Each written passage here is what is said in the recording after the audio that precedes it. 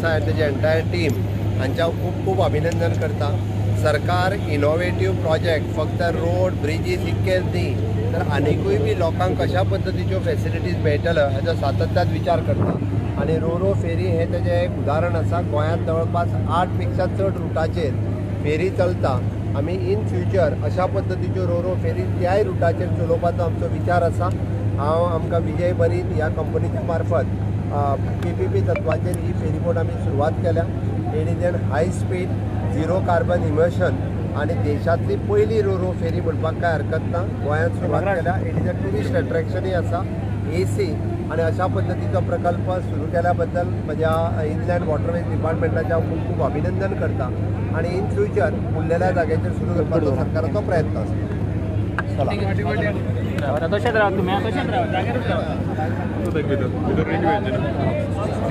पळय